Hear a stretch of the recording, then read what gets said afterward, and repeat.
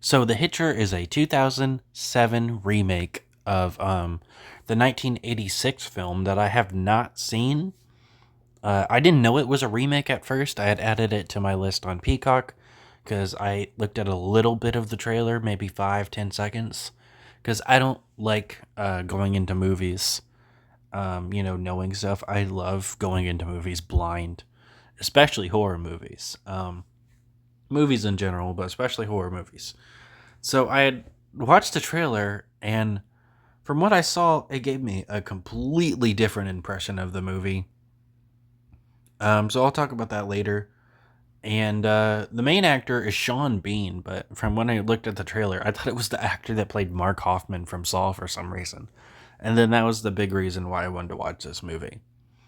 But then I ended up like scrolling through Peacock one day to see if there was any other horror movies on there, and this was in the remake section, and then that was how I found out. Um, so let's talk about the movie. The movie opens up immediately with just a couple, and they are apparently going on some vacation. Uh, there's just like a reoccurring thing with the girl. Apparently, she has like a bladder problem, and like she has to go to the bathroom like 6 minutes into their trip, and they stop to go to the gas station, and that happens later. I don't know why they make that like a thing. Um, they end up almost hitting a guy who's just standing in the road. Uh, Needless scene right here. I guess it's supposed to be tense, where after like swerving the car to not hit him, they have trouble starting the car, and he's slowly walking towards them. And then they take off because his girlfriend insists on it. Like, she doesn't trust this guy, even though like she didn't really see him. She just thinks he's like weird because he was standing in the middle of the road. So they decide to take off, and they stop at a gas station to get some snacks and for her to go to the bathroom. The boyfriend talks to this sexist cashier, and eventually the hitchhiker gets picked up by somebody else and gets dropped off by them. Uh, Either that or he like killed that person.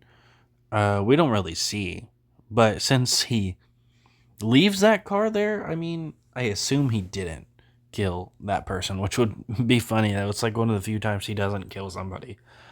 Um, so then, for whatever reason, the guy admits to being the person that almost hit him. Uh, yeah, he the cashier also like butts in because he had like told him about what happened, and he tells him that too. It's really weird. Like, this cashier needs to mind his own business. But like, he asked if he can have a ride, and he says he'll take him for whatever reason, even though his girlfriend already doesn't trust the person. There's a little argument later in the movie about like, what was I supposed to do? Tell him no?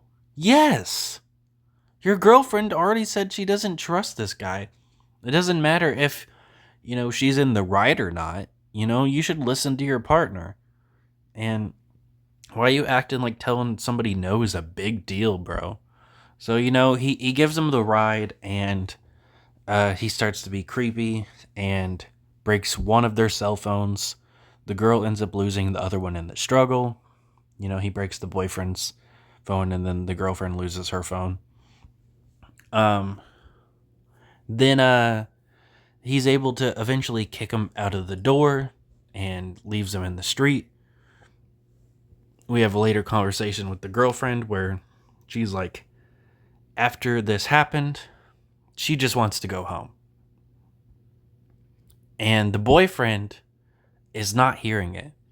He's not hearing it, which is just insane to me. He's like, oh, we'll have a funny story to tell the fucking friends, because that is what their little vacation thing is that the whole point of this vacation is her friends that we never see in the movie uh are gonna meet her boyfriend for the first time, and he's a little worried about that, and she is too, hoping that they'll like him or whatever. It's pointless, but yeah, like, that is the very stupid. He's just like, well, we'll have a funny story to tell them about how we almost got murdered. Like, what? She wants to go home, fucking go home, bro. Especially after something like that fucking happens. Especially because he tells the guy where they're going. He tells the guy where they're going. He tells him, we're going to fucking Lake Michigan or something. He tells them where they're going. And then there's a later line in the movie. How do you know where we were going? You fucking told him. That's how. Like, they think maybe it's a coincidence and that he wasn't actually looking for them. And yeah, I doubt that. I think it was on purpose because you literally tell him where you're going. So they end up bumping into him again while they're driving still to go see their never seen friends. And they see this little kid in the back of the car playing with a teddy bear, and it leads to like another pointless thing with them talking about, oh, do you think we're ever gonna have kids? And he goes, maybe in the future. And then they see the guy that attacked them, that they kicked out of their car, in the back. So they're yelling and saying, he's crazy, he pulled a knife on us, you guys need to stop. And they end up like crashing off the road and destroying their car. Nothing even happens to them. Like they crash their car trying to warn these people. So then yeah, they find the car, and of course the entire family's dead but the dad. Even the kid, they don't show the body, but it's clearly implied the kid's dead and the wife is dead. And the husband's the only one that's still alive, and he's muttering prayers, hoping that he will make it to heaven. He also had like be Christian or some kind of sticker on the back of his car.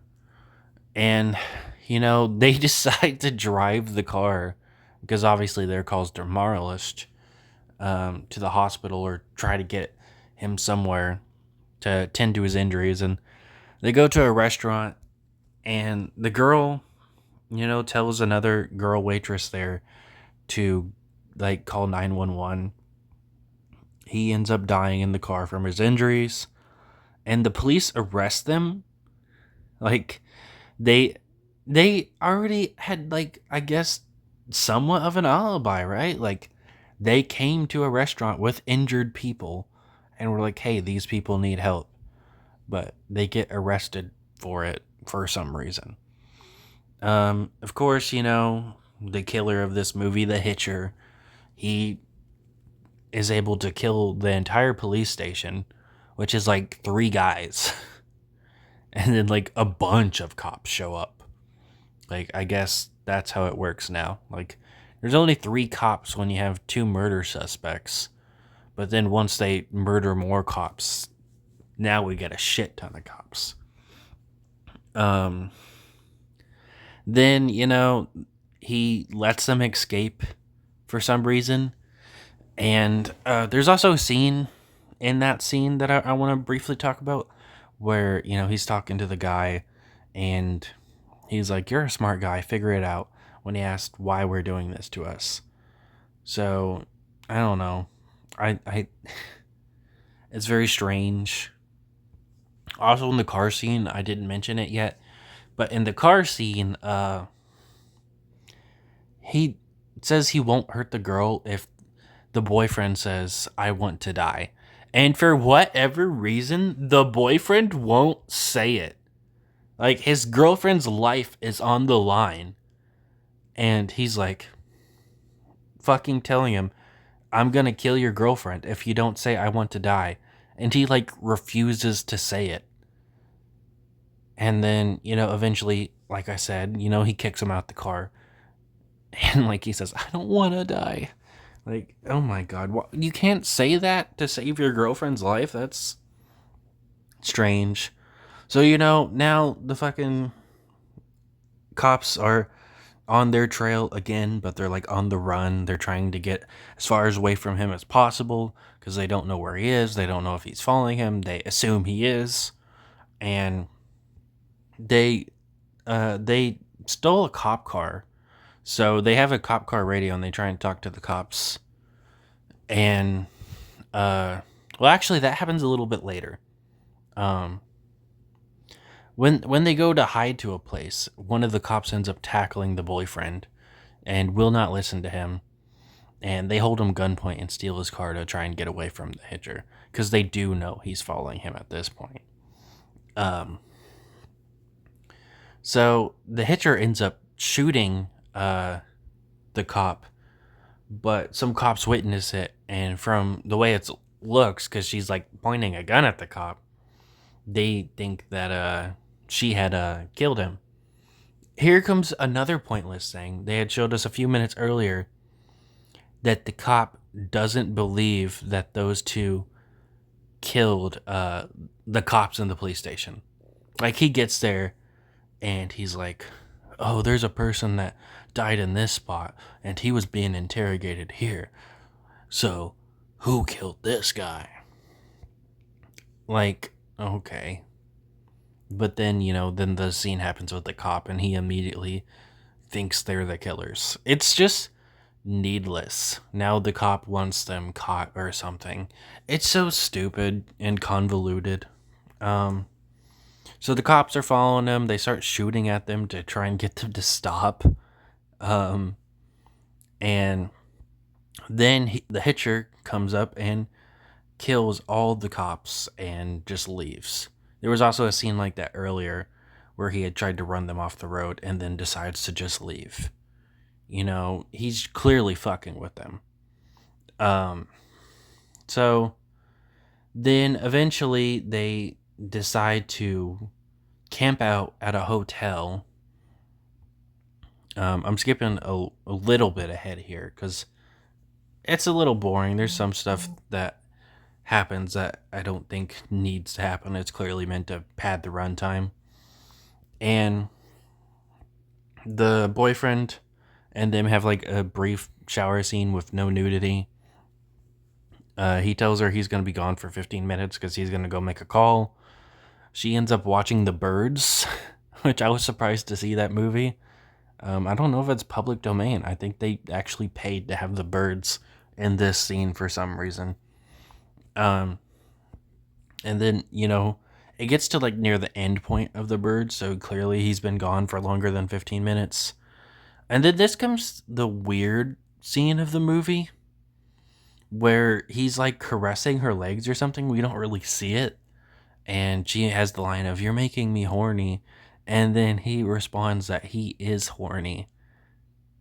And why is that necessary? It's so fucking weird. She manages to fight him off and makes it outside after threatening him with a gun because she's still got the gun. And she finds her boyfriend strapped to the truck. And then eventually he pulls the truck with a pretty solid kill that rips the guy in half and kills her boyfriend. I guess he pulled over because he was driving the car to kill the guy. But the next scene cuts to him now being in prison. Maybe the cop's starting to shoot him again. And then that's what made him stop. I don't know. He also tries to get her to kill him in this scene. He's like, "I'm going to kill your boyfriend if you don't shoot me." She's like, I can't. Okay. Like, she won't kill this guy who's about to kill her boyfriend. The characters in this movie are so fucking weird. I don't know what I would do in real life, but I feel like if a loved one of mine was being threatened, and they said they were going to kill them if I didn't kill this fucking serial killer who's already killed so many people in front of me, then I'd fucking shoot him. So now he's being interrogated, and they give us the detail that apparently the name that he's been going by, John Ryder, or something along those lines, isn't his real name. It's one of the people he's killed. He has his ID, but when they were running his fingerprints, they could not find anything about him. He doesn't even exist. So they have to refer to him by his not real name. Like, they refer to him as John, which I think is pretty funny, at least to me, that this guy's being called a name that's not even his, and it's a guy he killed, just because this guy's like so good that nobody's been able to find his identity. Um, so then he's being transferred to prison or some shit, and they're doing it as the same time that they're gonna take her home. So, like they're both at the road being drove by different cop cars. And of course, he is able to escape. Like, he breaks his hand in front of a cop. Like, he's trying to break his hand that he's handcuffed with. And the cop just doesn't understand what he's doing. And he doesn't hear the cracking. Like, what a fucking dipshit. So he kills him and kills the other two cops that are in the front seat. And, he gets out of the car. The one cop that didn't, he believed that the couple wasn't the killers at first. He is trapped in the car with the girlfriend, and she ends up taking the poor man's gun. Like, she knows he's stuck in the car, like his leg or something's pinned down, and she decides to take his gun so he can't defend himself. I know she needs to defend herself, but man, it's kind of fucked up. She goes to go fight him, and he just kind of locks her into the crashed police car. And, the guy's yelling for backup. So the hitcher realizes, oh, there's somebody else to kill. And he goes and kills him. Then she points a gun at him, and she kills him. And then that's the movie. Spoilers for the original. I haven't seen it, but, I like looking at discussions about movies online sometimes. Apparently, in the original, the boyfriend is the one that kills John. But in this movie, it's the girlfriend. I don't know if the girlfriend survives in the original or not. And if, maybe she has like the truck scene kill. Or maybe she survives too. So I kind of want to watch it sometime, see what it's like. But, that was like the only spoiler I saw. So there is also discussion about why this guy is a killer. And I want to say why I think he is a killer and what his motivation is. I think that he's been a serial killer for so long because he really enjoys doing it. He's been getting away with it for quite some time, obviously. And just nobody's able to catch him. He's just that good. And he just gets a lot of enjoyment out of it. And then, this guy somewhat puts up a fight with them and kicks him out of the car. And that kind of infuriates him, but at the same time intrigues him. And, it's clearly implied that this guy's suicidal in this movie. So I think that's also a unique thing, is that we have a serial killer who's suicidal. I don't think you see that in many horror movies, at least that I can think of. So he's trying to, and he, like, when the girl's about to kill him, he's like, I bet it feels good, or something like that. And she's like, I don't feel anything at all. I think in the end, he wanted to hurt this couple so much that when they ended up killing him, they would enjoy it like how he enjoys killing people. And you can tell that he's upset when she shoots him in the head. That, in fact, as she says, she doesn't feel anything at all. It was an alright movie. But, man, this is a decently long review. Yeah, I thought it was an alright movie. I might watch the original if I can ever find it one day.